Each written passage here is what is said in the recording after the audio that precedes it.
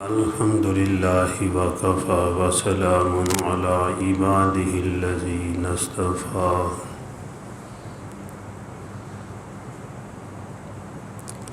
اما بعد فاعوذ باللہ من الشیطان الرجیم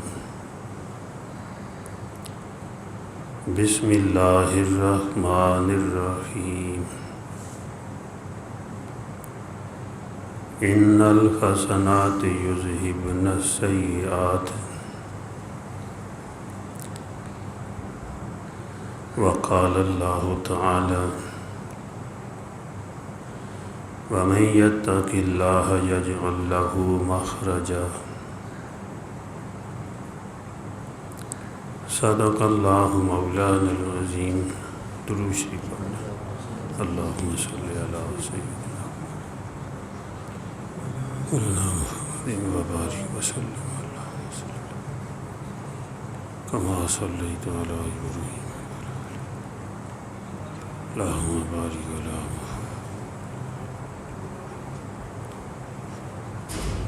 ابراہیم انک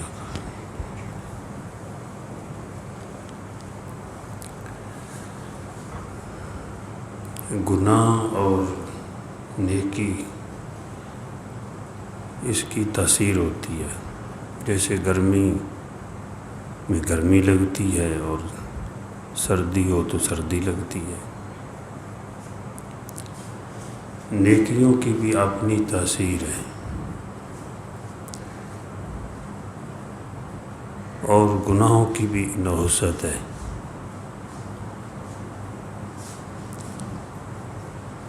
نیکی کی تاثیر دنیا میں بھی اور قبر میں بھی، حشر میں بھی، آخرت کی منزلوں میں بھی ظاہر ہوتی ہے۔ میدان معاشر میں بھی نیکی کا اثر لوگ دیکھیں گے۔ مثلا یہاں پر صدقہ دیا، زکوٰۃ دی، خیرات تقسیم کی، تو اس کا اثر ایک یہ بھی ہے کہ قیامت کے دن جس دن کوئی سایہ نہیں ہوگا، یہ بادل بن کر، سایہ بن کر سر پہ آ جائیں گے۔ نماز کا اثر یہ ہے کہ سند ہوگی کامیابی کی۔ قبر میں اگر دائیں طرف سے عذاب آئے گا تو نماز روک لے گی، بائیں طرف سے آئے گا تو روزہ روک لے گا۔ یہ اعمال جو ہیں قبر میں بھی انسان کی حفاظت کریں گے، مقرر ہو جائیں گے، چوکیدار بن جائیں گے۔ اور دنیا میں بھی ان کا اثر پڑتا ہے۔ دنیا کے کام بھی بنتے ہیں نیک اعمال سے، اور بڑی بڑی بلائیں اور مصائب جو ہیں وہ دور ہوتے ہیں نیک اعمال کی برکت سے۔ اور گناہوں کی نحوست ہے کہ ان کی وجہ سے معاشرے کے اندر پریشانیاں آتی ہیں، گناہ کرنے والا بھی خود پریشان رہتا ہے اور اپنے ماحول کو بھی پریشان کرتا ہے۔ نیک اعمال کرنے والا اپنے کیے پر مطمئن ہوتا ہے، چاہے سامنے ہزاروں پریشانیاں بھی ہوں، اس کے باوجود وہ مطمئن ہوتا ہے اپنے کیے پر کہ میں نے صحیح کیا ہے، اچھا کیا ہے۔ اور غلط کرنے والا، گناہ کرنے والا اپنے کیے پر مطمئن نہیں ہوتا، اس کو پتہ ہے میں نے غلط کیا ہوا ہے، اور وہ غلط کیا ہوا ہی اس کو ہر وقت پریشان کیے رکھتا ہے۔ اس لیے آدمی کوشش کرے کہ بھائی نیک اعمال ہوں۔ اس کی تاثیر حضور صلی اللہ علیہ وسلم نے بیان فرمائی ہے، اللہ جل جلالہ نے بھی بیان فرمائی۔ اللہ پاک فرماتے ہیں کہ بے شک نیکیاں گناہوں کو دور کرتی ہیں، یہ نیکیوں کا اثر ہے۔ بعض دفعہ گناہوں کی عادت ہوتی ہے، نیکی کی برکت سے وہ گناہ کو چھوڑ کر نیکیاں کرنے لگتا ہے، اس کی عادت بدل جاتی ہے۔ ایسا بھی ہوتا ہے کہ گناہ معاف ہو گئے، ان کی جگہ پر نیکیاں لکھ دی گئی، یہ نیکیوں کا اثر ہے۔ نیکی اگر ذرہ کے برابر بھی ہے تو اللہ پاک اس کی بھی قدر فرماتے ہیں، اور اگر اللہ کی رضا کے لیے کسی نے کھجور کا ٹکڑا بھی دیا ہے تو اللہ جل جلالہ اس نیکی کی قدر فرماتے ہیں اور اس کو اپنے ہاتھ میں لے کر اس ٹکڑے کو پالتے ہیں اور اونٹ پہاڑ کے برابر ثواب عطا فرماتے ہیں۔ اللہ پاک نیکیوں کے بڑے قدردان ہیں، دنیا والے بھی قدردان ہوتے ہیں۔ جو لوگ اچھے ہوتے ہیں، اچھائی کو جو اچھائی سمجھتے ہیں، طبیعت میں انسانیت ہوتی ہے، حیوانیت اور درندگی نہیں ہوتی، تو وہ بھی نیکیوں کی قدر کرتے ہیں کہ فلاں مقام پر اس نے نیکی میرے ساتھ کی، اس کو یاد رکھتے ہیں۔ بلکہ جانور بھی اور درندے بھی یاد رکھتے ہیں۔ سانپ بچھو جو ہے یہ یاد نہیں رکھتا، اس کی اپنی عادت ہے۔ انسان جب بگڑتا ہے، انسانیت سے نکلتا ہے تو حیوانوں کی طرح ہو جاتا ہے، پھر درندوں کی طرح ہو جاتا ہے، پھر سانپ اور بچھوؤں کی طرح ہو جاتا ہے کہ کسی کو ڈسنا ہے، پریشان کرنا ہے، اپنا فائدہ ہے یا نہیں ہے۔ آپ صلی اللہ علیہ وسلم نے مختلف احادیث کے اندر اپنی امت کو سمجھایا ہے کہ نیکیاں دنیا میں بھی کام آتی ہیں۔ اور ایک حدیث ہے، حضرت عبداللہ بن عمر رضی اللہ تعالی عنہ نے بیان فرمائی ہے کہ حضور نبی کریم صلی اللہ علیہ وسلم نے ارشاد فرمایا، جس کا مفہوم اور حاصل یہ ہے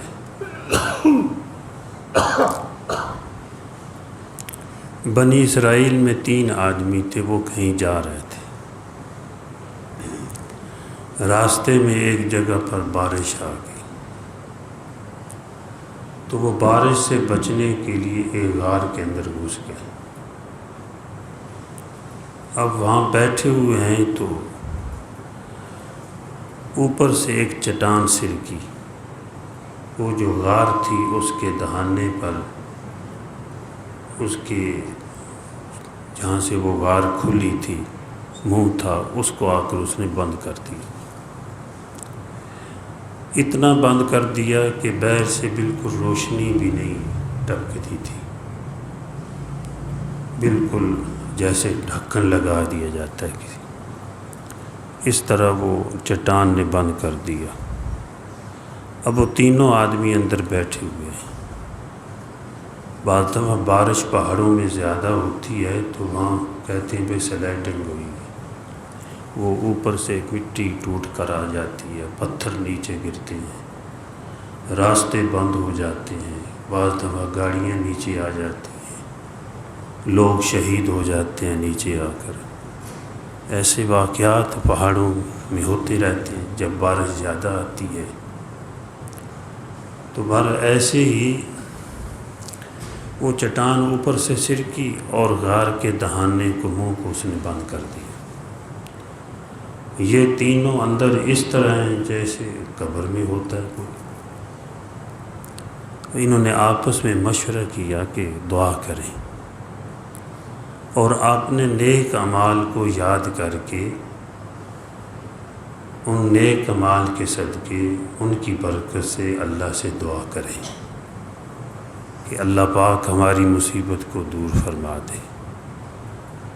پریشانی کو دور فرما دے، کو نکلنے کا راستہ بن جائے۔ جب سارے دروازے بند نظر آتے انسان کو، تو پھر اس کو ایک دروازہ کھلا ہوا نظر آتا ہے۔ بعض دفعہ اور دروازے کھلے ہوں تو اس دروازے کی طرف نظر نہیں جاتی۔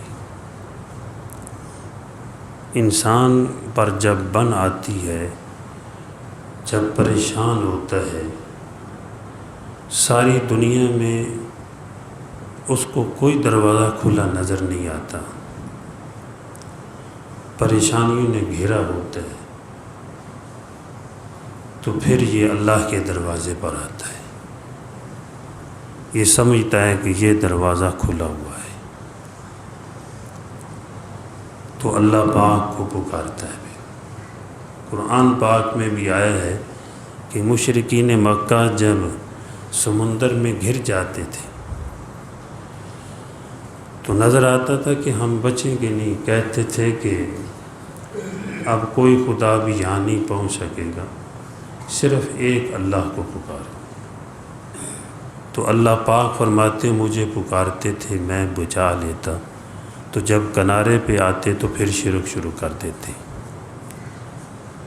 لیکن مسلمان ہر مقام پر اللہ کا شریک نہیں ٹھہراتا،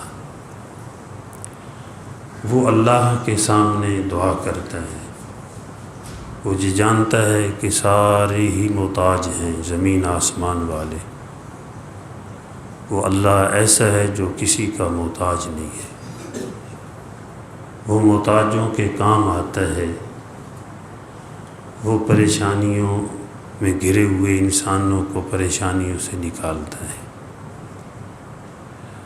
تو بہرحال انہوں نے بھی آپس میں مشورہ کیا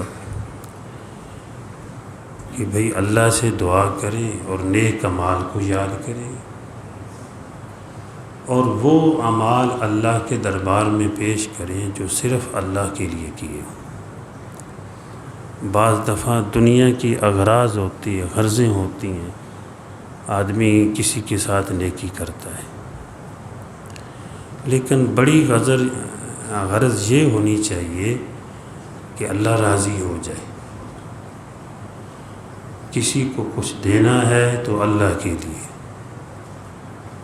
اور کسی سے محبت ہے تو اللہ کے لیے، کسی سے دشمنی ہے تو اللہ کے لیے، کسی کو نہیں دینا تو اللہ کے لیے۔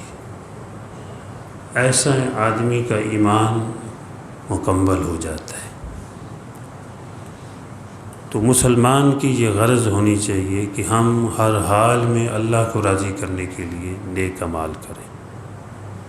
بعض دفعہ غلطیاں ہو جاتی ہیں، یہ شرک خفی کہلاتا ہے، جو لوگوں کو خوش کرنے کے لیے کوئی نیک عمل کیا جائے۔ آپ صلی اللہ علیہ وسلم نے اس سے بھی منع فرمایا کہ یہ بھی شرک ہے۔ حضرت ابوبکر صدیق رضی اللہ تعالیٰ عنہ کو یہ دعا سکھائی، اللہم انی اعوذ بک ان اشرک بک شیئا وانا اعلم واستغفرک لما لا اعلم۔ یہ دعا سکھائی کہ ہر قسم کے شرک سے اللہ بچائیں گے۔ فرمایا شرک اتنا خفی ہوتا ہے کہ جیسے پتھر پر وہ بھوری یا سیاہ چونٹی چل رہی ہے، اندھیری رات ہے تو پتہ نہیں چلتا، اس طرح شرک اندر گھس جاتا ہے۔ تو اس سے بچنے کے لیے حضور صلی اللہ علیہ وسلم نے یہ امت کو دعا سکھائی، اللہم انی اعوذ بک ان اشرک بک وانا اعلم واستغفرک لما لا اعلم۔ تو یہ آدمی صبح و شام 3 مرتبہ جو دعا پڑھ لے، انشاءاللہ امید ہے کہ شرک سے بچے گا۔ اس میں اللہ کی پناہ مانگتا ہے شرک کرنے سے، انجانے یا جان بوجھ کر۔ تو بہرحال انہوں نے اللہ کے سامنے اپنے اعمال پیش کرنے شروع کیے۔ پہلے ایک نے دعا کی، اے اللہ آپ کو پتہ ہے کہ میں چرواہ ہوں، بکریاں چراتا تھا، ایک دن بکریوں کے لیے پتے جھاڑتا ہوا میں اے اللہ دور نکل گیا، تو واپس آتے ہوئے دیر ہو گئی۔ تو میری عادت تھی کہ پہلے دودھ دو کر اپنے والدین کو، بوڑھے جو والدین تھے ان کو پلاتا، پھر بعد میں بچوں کو دیتا۔ لیکن اے اللہ اس دن اس رات کو میں دیر سے آیا، دیکھا تو والدین سوئے ہوئے تھے، دودھ دو کر آیا تو والدین سوئے ہوئے تھے، تو میں ان کے سرانے دودھ لے کر کھڑا ہو گیا۔ میرے بچے میرے پاؤں میں بلکنے لگے، اے اللہ صبح ہو گئی، لیکن میرے والدین جاگے نہیں۔ جب وہ جاگے تو میں نے ان کو دودھ پلایا، بعض میں اپنے بچوں کو پلایا ہے۔ بچے روتے رہے تھے، اے اللہ اگر یہ عمل میں نے آپ کے لیے کیا ہے تو اس پریشانی سے ہمیں نجات عطا فرما۔ یہ نیک عمل پیش کیا۔ تو حدیث پاک میں آتا ہے حضور صلی اللہ علیہ وسلم نے ارشاد فرمایا کہ وہ چٹان سرکی، اتنی سرکی کہ بیر سے روشنی آنے لگی، نکل نہیں سکتے تھے۔ اب دوسرے نے دعا کرنی شروع کی، اے اللہ آپ کو پتہ ہے میری ایک چاچا ذات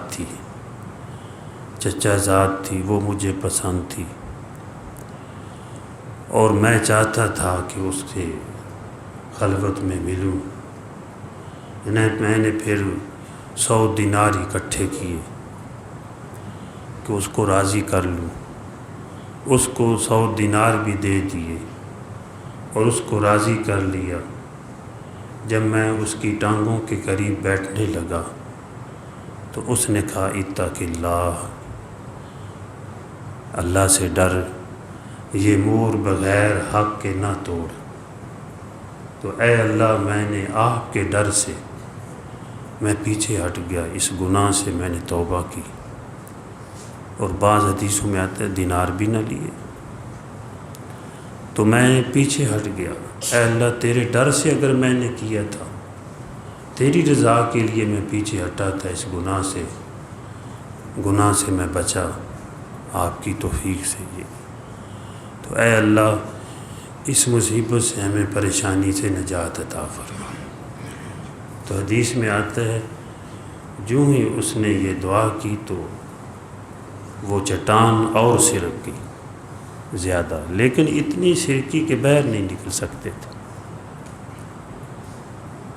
ایک بات یاد رکھیں کہ آدمی بہت سارے نیک اعمال کرے، نفلیں پڑھے، لیکن گناہ سے توبہ کرنا، گناہ سے بچنا، یہ بڑی عبادت ہے۔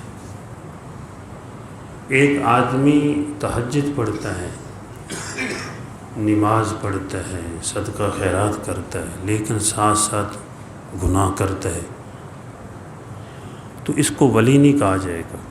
ٹھیک ہے نیک عمل جو کرتا نیک ہے، لیکن چاہے اعمال زیادہ نہ کرے، نماز پڑھتا ہے، زکوٰۃ دیتا ہے، قربانی کے موقع پر قربانی دے دیتا ہے اور فطرانہ دے دیتا ہے، یعنی جو ضروری عبادات ہیں ان کو کرتا ہے، لمبی چوڑی عبادتیں نہیں کرتا، لیکن گناہ سے بچتا ہے تو اللہ پاک فرماتے ہیں یہ میرا ولی ہے، یہ میرا محبوب ہے۔ اگر گناہ بھی کرتا ہے اور نیک اعمال بھی کرتا ہے تو بھئی یہ اولیاء میں شامل نہیں ہوگا، مسلمان ہے، نیک عمل کر رہا ہے۔ تو آپ صلی اللہ علیہ وسلم نے یہ فرمایا کہ اس نے گناہ سے توبہ کی، گناہ نہیں کیا، گناہ کر سکتا تھا لیکن گناہ کیا نہیں، تو گناہ نہ کرنا یہ بھی نیکی ہے، بلکہ یہ تقوی ہے، اس پر اللہ کی مدد بہت زیادہ آتی ہے۔ آدمی کو حرام سود ملتا ہے پھر کہتا ہے میں نہیں لوں گا، اس پر اللہ پاک کی مدد زیادہ آتی ہے۔ ایک ہے دعائیں پڑھتا ہے، دعائیں کرتا ہے، لیکن ایک کو حرام مل رہا ہے کہتا میں نہیں لوں گا، پھر اللہ کی مدد آتی ہے، پھر حلال کا دروازہ کھلتا ہے۔ بابر بادشاہ تھا، جب فرغانہ سے ادھر آیا ہندوستان میں، حملہ کیا، ایک کیا، دو کی، تو فتح نہیں ہو رہی تھی، کامیاب نہیں ہو رہا تھا، تو اس نے اللہ کے سامنے شراب سے توبہ کی، مولا مجھے فتح عطا فرما دے، آئندہ شراب نہیں پیوں، تو اللہ پاک نے فتح عطا فرما دی۔ گناہ سے توبہ کرنے پر اللہ کی مدد بہت زیادہ آتی ہے۔ آدمی مشکوک جو ہے اس مال سے بھی بچے تو اللہ کی مدد آتی ہے، تھوڑا انتظار چاہے کرنا پڑے، لیکن ہم کمزور لوگ ہیں، اللہ ہماری مدد جلدی فرما دیتے ہیں، کیونکہ جتنا کوئی بڑا ہوتا ہے اتنی اس سے امتحان بھی لیا جاتا ہے۔ تو آپ صلی اللہ علیہ وسلم نے کہ یہ گناہ سے بچا تو وہ چٹان پیچھے ہٹی، اور پھر تیسرے نے دعا کی، اے اللہ ایک مرتبہ مزدوروں نے میرے ہاں مزدوری کی اور ایک مزدور کو میں نے مزدوری دی، وہ کسی بات پہ الجھ کر چلا گیا، اس نے مزدوری نہیں لی، تو میں نے جو اس کے پیسے بنتے تھے، جو اس کی رقم تھی، اس سے دہان کی بیچ لیا، دہان کا یعنی منجی وغیرہ کا، تو اس سے فصل بوئی اور فصل اگی، پھر اس سے میں نے جانور لیے، مویشی لیے، وہ اس کے جانور بڑھتے ہی گئے، تو ایک جنگل بھر گیا، یعنی بہت سارے جانور اکٹھے ہو گئے اس کے پیسے سے۔ تو ایک عرصہ کے بعد وہ میرے پاس آیا کہ کہتا ہے اللہ سے ڈر، میری مزدوری دے دے۔ تو میں نے کہا کہ یہ جتنے جانور ہیں، یہ مویشی، یہ سارے تیرے ہیں، لے جا۔ اس نے کہا دیکھ میرے ساتھ مذاق نہ کر، میری مزدوری دے دے۔ اس نے کہا کہ نہیں، میں مذاق نہیں کر رہا، یہ سارے جانور تیرے ہیں۔ اس کو بتایا کہ تیرے پیسوں سے یہ جانور بنے، حالانکہ مسئلے کے طور پر ضروری تو نہیں تھا وہ ایسا کرتا، لیکن وہ اے اللہ سارے جانور لے کے چلا گیا۔ اے اللہ اگر میں نے تیری رضا کے لیے یہ کام کیا ہے تو ہمیں اس پریشانی سے نجات عطا فرما۔ تو حدیث میں آتا ہے کہ آواز آئی تاک تاک، یہ نیچے وہ چٹان گرنے لگی، نیچے گر پڑی، دہانہ جو ہے وہ غار کا کھل گیا، وہ باہر نکل آئے۔ یہ حضور صلی اللہ علیہ وسلم نے اپنی امت کو واقعہ سنایا۔ اس سے پتہ چلا کہ نیک اعمال کی برکت سے پہاڑ بھی ہل جاتے ہیں اپنی جگہ سے۔ گناہوں سے بچنے پر اللہ پاک کی بہت زیادہ مدد آتی ہے۔ مولانا محمد احمد صاحب بہاولپور والے رحمۃ اللہ علیہ، وقت کی حکومتوں کو کہتے تھے، فرماتے تھے یار 5 سال تک سود سے پاک ہو جائیں، دیکھنا کہ معیشت مضبوط ہوتی کہ نہیں ہوتی، توبہ تو کرو، پیچھے تو آؤ۔ یہ تو نہیں کہ آدمی غلط بھی کرتا رہے اور پھر کہے کہ مدد بھی آئے، لیکن کیونکہ ایسے لوگوں کی باتیں پھر سمجھ نہیں آتی، جن کو سمجھ آ جاتی ہے پھر اللہ پاک ان کی نسلوں کو بھی پالتے ہیں، عزت کے ساتھ دیتے ہیں۔ ہم نے خود دیکھا ہے، مشاہدہ ہوا ہے، جو لوگ حرام سے بچے اللہ پاک نے ان کے لیے حلال کا دروازہ کھول دیا، اور اللہ پاک ان کو دے رہے ہیں۔ تو ایسے ہی یعنی اگر کوئی گناہوں سے توبہ کرتا ہے کہ میں یہ گناہ نہیں کروں گا، وقتی دل کو توڑتا ہے، لیکن اللہ ان کو عزت عطا فرماتے ہیں، اللہ پاک ان کو نیک اعمال عطا فرماتے ہیں، نیک نامی ان کی دنیا میں ہوتی ہے۔ جگر مراد آبادی تھے، ہندوستان کے بڑے شہر تھے، لیکن بہت بڑے شرابی تھے، اتنی پیتے تھے کہ 2 آدمی پکڑ کر مشاعرے میں لے جاتے۔ تو انہوں نے ایک مرتبہ دیکھا خواجہ عزیز الحسن مجذوب رحمۃ اللہ علیہ، یہ ڈپٹی کلکٹر تھے ضلع کے ڈی سی بڑے افسر تھے، لیکن اللہ والے تھے، سر پہ گول ٹوپی، پاجامہ ٹخنوں سے اوپر اور سفید لباس، مٹھی داڑھی، ہاتھ میں تسبیح۔ جگر صاحب نے دیکھا نا، جج صاحب، یہ ڈی سی صاحب جا رہے ہیں، اور اس طرح رنگ بھی گورا چٹا تھا ان کا ماشاءاللہ، ہاتھ میں تسبیح بھی اللہ اللہ کر رہے ہیں، افسر ہیں بڑے۔ تو کہتے ہیں جگر صاحب کہ یہ تسبیح کہاں سے لی ہے خواجہ صاحب، یہ ٹوپی یہ داڑھی آپ نے کہاں سے لی ہے، بڑی پیاری لگ رہی ہے۔ دیکھو بھائی، جو طریقہ حضور کا ہے وہ پیارا ہے صلی اللہ علیہ وسلم۔ وہاں پہ نا ابھی جب حرمین شریفین کی زیارت کے لیے میں گیا، وہاں پہ بات ہوئی کہ فلاں قوم کا، کچھ لوگ باتیں کر رہے تھے، فلاں قوم کا لباس بڑا حسین ہے، فلاں قوم کا اچھا لباس ہے۔ تو میرے ذہن میں بات آئی، بلکہ بعد میں کی بھی، کہ بھائی سب سے بہتر لباس، پیارا لباس حضور صلی اللہ علیہ وسلم کا لباس ہے۔ آپ جس طرح خاتم النبیین ہیں، آپ کے بعد کوئی نبی نہیں نیا پیدا ہونا۔ آپ کی زندگی میں آئے ہیں تو پچھلے نبی مسجد اقصیٰ میں اکٹھے ہوئے، نیا نبی کوئی پیدا نہیں ہوگا۔ عیسیٰ علیہ السلام آئیں گے تو وہ بھی آپ کا آ کر کلمہ پڑھیں گے۔ آپ خاتم النبیین ہیں، ایسی اپنی صفات میں، اپنی اداؤں میں بھی خاتم النبیین ہیں۔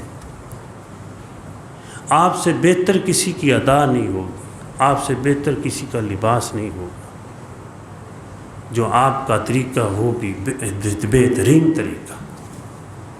میری بات سمجھ آ رہی ہے؟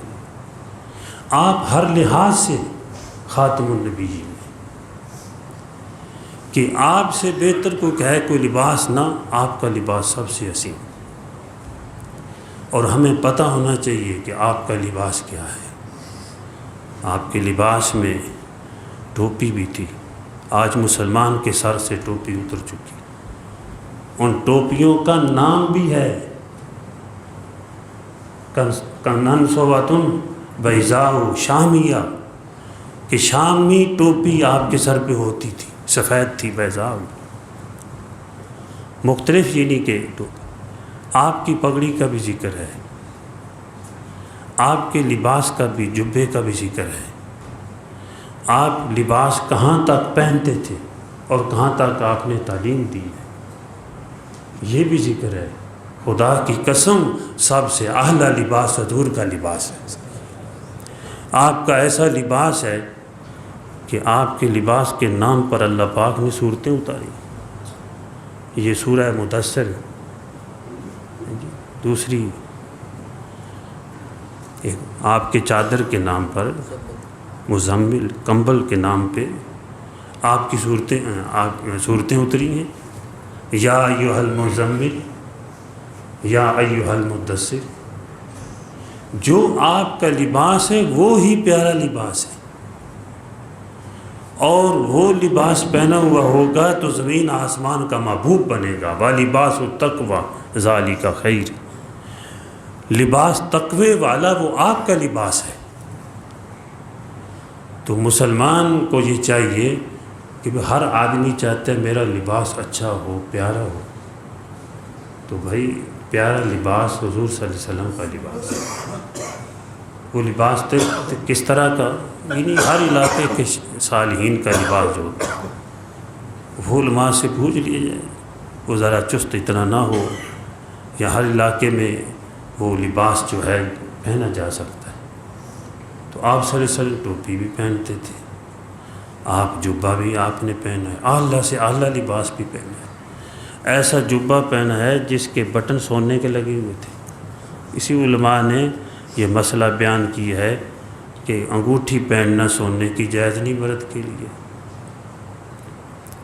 اور اسی طرح وہ اور جو ہے لباس میں یہ سونے کے کنگن جدو یہ لباس یہ نہیں ہے پہن سکتا مرد، لیکن بٹن لگا سکتا ہے، کہ آپ صلی اللہ علیہ وسلم نے بٹن استعمال کیے، کنڈیاں سونے کی لگی ہوئی تھی جبے کو۔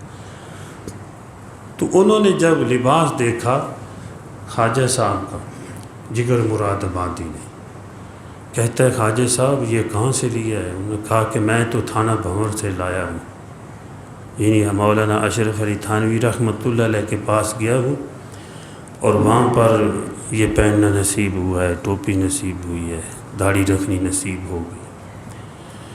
تو انہوں نے کہا کہ مجھے بھی لے چلو۔ انہوں نے کہا کہ وہاں اجازت کے بغیر نہیں جایا جا سکتا، میں خط لکھتا ہوں۔ تو خواجہ صاحب نے خط لکھا کہ حضرت وہ جو جگر مراد آبادی ہے وہ بھی آنا چاہتا ہے، کہتا ہے میں شراب پیتا ہوں، شراب تو چھوڑ نہیں سکتا۔ تو حضرت تھانوی رحمۃ اللہ علیہ نے جواب میں لکھا کہ خانقاہ میں قومی ادارہ ہے یہ، وہاں تو شراب نہیں پی جا سکتی، میں ایک اور جگہ اپنے گھر میں ایک کمرہ ان کو دے دوں گا ایک سائڈ پہ، وہاں شراب بھی پی لے اور وہاں پر کچھ مجھ سے پوچھنا ہے تو پوچھ لے۔ نے کہا تو جب یہ جواب گیا واپس تو جگر صاحب کو پتہ چلا تو بڑے روئے، کہنے لگے میں تو سمجھتا تھا کہ اللہ والے گناہ گاروں سے نفرت کرتے ہیں۔ تو حضرت نے فرمایا جب حضور صلی اللہ علیہ وسلم نے کافر کو اپنا مہمان بنا لی ہے تو میں گناہ گار مسلمان کو کیوں نہیں بنا سکتا؟ میں بھی بناؤں گا ایک مہمان، میں کمرہ دے دوں گا۔ وہاں پہ پہنچے پھر جگر صاحب چلے گئے، جاتے ہی کہنے لگے حضرت دعا کریں، فکر لگ گئی۔ جب فکر ہو نا دل میں اللہ پاک پھر توفیق دیتے ہیں، طاقت بخشتے ہیں۔ اب قربانی کا وقت آ رہا ہے نا، آپ ہی مانگنا شروع کر دیں یا اللہ قربانی دینی، یہ نہیں حالات کو دیکھنا پتہ نہیں حالات دیں گے کہ نہیں دیں گے، کیا ہوں گے۔ بھائی حالات کے محتاج ہم تو ہو سکتے ہیں کہ ہمیں نظر آئے حالات ٹھیک ہیں کہ نہیں، اللہ پاک حالات کے محتاج نہیں ہیں، وہ دینا چاہے تو پھر جس طرح کہتے ہیں نا کاخ کو لخ کر دے، وہ کر سکتا ہے۔ اور ہمیں تو الحمدللہ اللہ پاک دکھاتا ہے اللہ کس طرح دیتے ہیں اور دے رہا ہے الحمدللہ۔ تو مانگنا شروع کر دیں یا اللہ قربانی دینی ہے، 2 دینی ہے، 3 دینی ہے، 4 دینی ہے، 5 دینی ہے، کتنی دینی ہے مانگ لیں، جتنی وہ دے دے گا۔ اگر نہیں بھی دے سکے گا، نہیں طاقت ہوگی تو قیامت کے دن امید ہے انشاءاللہ قربانی دینے کا ثواب عطا فرما دے گے۔ حدیث میں آتا ہے کہ اس بندے کو طاقت میں نے نہیں دی تھی، تمنا تو اس کی تھی، اللہ پاک اس کو قربانی دینے کا ثواب عطا فرما دے۔ تو ان کے اندر بھی فکر لگی کہ میں اللہ والا بن جاؤں۔ تو حضرت تھانوی رحمۃ اللہ علیہ سے کہنے لگے حضرت دعا کریں میں شراب سے توبہ کر دوں۔ تو حضرت نے دعا کی اے اللہ جگر صاحب کو توبہ کی توفیق دے دے، شراب چھوڑ دے۔ پھر کہنے لگے دعا کرو کہ میں ایک مٹھی داڑھی رکھ لوں۔ تو حضرت نے دعا کی اے اللہ ان کو مٹھی داڑھی رکھنے کی توفیق عطا فرما دے۔ حضرت دعا کریں کہ اللہ پاک مجھے حج نصیب کرے۔ تو حضرت نے دعا کر دی۔ اب پھر جو ہے دعا کریں کہ ایمان پہ موت آ جائے۔ وہ ایک ساتھی بتا رہا تھا کہ میں نے موٹر سائیکل پہ ایک بزرگ کو بٹھایا تو انہوں نے ہاتھ کانتے پہ رکھ کر کہا اللہ ایمان سلامت رکھنا، صحت عطا فرما۔ بہت کچھ آپ نے پہلے بھی دیا ہوا ہے، پہلے جو تھا وہ بھی بہت کچھ آپ نے دیا ہوا ہے، اور بھی مانگ لے آدمی۔ وہ ایک بزرگ دنیا سے جانے والے تھے، اے اللہ ساری عمر آپ نے کلمہ پڑھوایا، میں نے پڑھا نہیں ہے، آپ نے مجھ سے پڑھوایا ہے لا الہ الا اللہ محمد رسول۔ اے اللہ اب بھی آپ ہی مجھ سے پڑھوائیں گے، فکر ہے نا آپ ہی پڑھوائیں گے۔ تو ایسے لوگوں کو اللہ پاک پڑھوا دیتے ہیں۔ جگر صاحب کو فکر لگ گئی کہ میں اللہ والا بن جاؤں، اصل میں اندر فکر تھی، طلب تھی، من طلبنی فقط واجدنی، اللہ پاک فرماتے ہیں جس نے میری طلب کی اس نے مجھے پا لی۔ تو حضرت نے دعا کر دی، اور جب کوئی گناہ گار توبہ کرتا ہے، حدیث میں آتا ہے کہ زمین پر کوئی گناہ گار توبہ کرتا ہے، کسی گناہ کو چھوڑنے کا ارادہ کر لیتا ہے، آسمان والے خوشیاں مناتے ہیں۔ تو پھر آسمان والے بھی خوش ہوتے ہیں تو اللہ بھی خوش ہوتے ہیں۔ پھر اس موقع پر کوئی مانگتا ہے تو اللہ عطا فرما دیتے ہیں۔ تو جگر صاحب کو اللہ پاک نے پھر توبہ کی توفیق دی، مٹھی داڑھی بھی رکھ لی، حج بھی نصیب ہو گیا۔ جب دنیا سے گئے ایمان کے ساتھ گئے، اور شراب اس طرح چھوڑی کہ جب چھوڑی تو بیمار ہو گئے۔ ڈاکٹروں کا بورڈ جو ہے بیٹھا، کہا کہ جگر صاحب تھوڑی سی پی لیا کریں، آپ ہندوستان کے بہت بڑے شاعر ہیں، قومی شاعر ہیں۔ انہوں نے کہا کہ اگر پی لیے تو پیتا رہوں گا تو کتنا جیوں گا؟ انہوں نے کہ 10 سال اور امید ہے نکل جائیں گے، تو پھر 10 سال کے بعد شراب پیتا ہوا مروں گا۔ جگر صاحب نے کہا اب جگر مرنے کے لیے تیار ہے، جان دینے کے لیے تیار ہے، لیکن شراب نہیں پیے گا۔ 10 سال کے بعد بھی شرابی ہو کے مروں، اللہ کے دربار میں جاؤں تو شرابی بن کے جاؤں؟ میں اب بھی مرنے کے لیے تیار ہوں، لیکن شراب نہیں پیوں گا۔ جو ہی ڈٹ گئے، اللہ پاک نے پھر صحت دے دی، پھر صحت عطا فرما دی۔ تو جب آدمی ارادہ کرتا ہے پھر اللہ کی مدد آ جاتی ہے۔ تو گناہوں پر توبہ کرنے سے بھی اللہ کی بہت بڑی مدد آتی ہے۔ باقی جو شروع میں بات کی ہے کہ نیک اعمال کی برکت سے دنیا کی پریشانیاں بھی دور ہوتی ہیں، جیسے غار کا واقعہ ہے، آخرت کی پریشانیاں بھی دور ہوتی ہیں۔ لیکن کچھ چھپ کر ایسا عمل کیا کریں جو کبھی اللہ کے سامنے پیش کرنا پڑے نا، تو یا اللہ یہ کسی کو میں نے نہیں بتایا، اگر تیرے لیے کیا تو آج پریشانی دور کر۔ جب سارے دروازے بند ہو جائیں جیسے غار والوں کے لیے، تو پھر مصلی پہ کھڑا ہو جائے، اللہ کے دروازے کو کھٹکھٹائے کہ مولا تو پریشانی دور کرنے والا ہے۔ وہ غار والوں کی مدد تو نے کی جہاں کوئی نہیں پہنچ سکتا تھا، مولا میری بھی مدد فرما دے۔ تو لیکن کبھی رات کی اندھیریوں میں، اپنی خلوتوں میں کسی کو بتانے کی ضرورت ہی نہیں ہے۔ جیسے حدیث میں نا، دائیں ہاتھ سے دے بائیں کو پتہ ہی نہیں، مطلب یہ کسی کو پتہ ہی نہیں ہے۔ کوئی نیکیاں ایسی کرنی چاہیے چھپ چھپا کر، گھر والوں کو بھی نہ پتہ ہو، بیوی بچوں کو بھی پتہ نہ ہو، بھائیوں کو بھی نہ پتہ ہو، اپنی پوری کوشش کرے۔ لیکن یاد رکھو نیکی کی ہوئی اندھیریوں کے اندر اس کا اجالا اللہ پاک چہرے پہ ڈال دیتے ہیں۔ اللہ پاک مجھے بھی اور آپ کو بھی، بلکہ پوری دنیا کے مسلمانوں کو عمل کی توفیق عطا فرمائے۔